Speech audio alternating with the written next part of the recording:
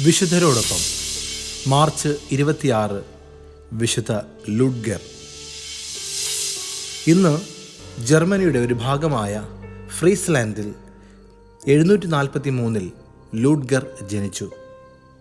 വിശുദ്ധ ബോണിഫസിൻ്റെ ശിഷ്യനായ വിശുദ്ധ ഗ്രിഗറിയുടെ ശിക്ഷണത്തിലാണ് ലൂഡ്ഗർ വളർന്നു വന്നത്.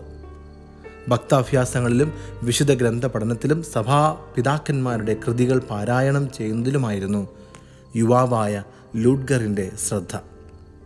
ഇംഗ്ലണ്ടിൽ വെച്ച് അദ്ദേഹം പൗരോഹിത്യം സ്വീകരിച്ചു. വൈദികർ എന്ന നിലയിൽ അനേകരെ മാനസാന്തരപ്പെടുത്താനും പല ആശ്രമങ്ങൾ സ്ഥാപിക്കാനും അദ്ദേഹത്തിന് കഴിഞ്ഞു.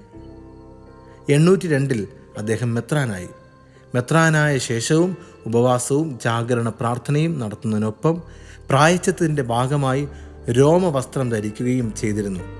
വേദപുസ്തകം വ്യാഖ്യാനിക്കുകയും ദരിദ്രരോട് സ്നേഹവും ധനികരോട് ദൃഢതയും അദ്ദേഹം പ്രകാശിപ്പിച്ചിരുന്നു.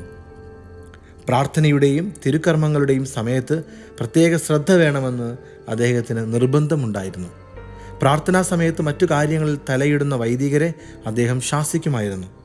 അദ്ദേഹം മുൻകൂട്ടി അറിയിച്ചിരുന്ന പ്രകാരം പീഡാനുഭവ ഞായറാഴ്ച പാതിരാത്രി അദ്ദേഹം മരിച്ചു. വിശുദ്ധ കുർബാന സ്ഥാപിച്ചിരിക്കുന്ന ദേവാലയങ്ങൾ എത്ര അച്ചടക്കത്തോടെ നാം സൂക്ഷിക്കേണ്ടതാണ്. സക്രാരുടെ മുൻപിൽ അനാദരമായി സംസാരിക്കുന്നതും വ്യാപരിക്കുന്നതും എത്ര വലിയ ഉതപ്പാണ്.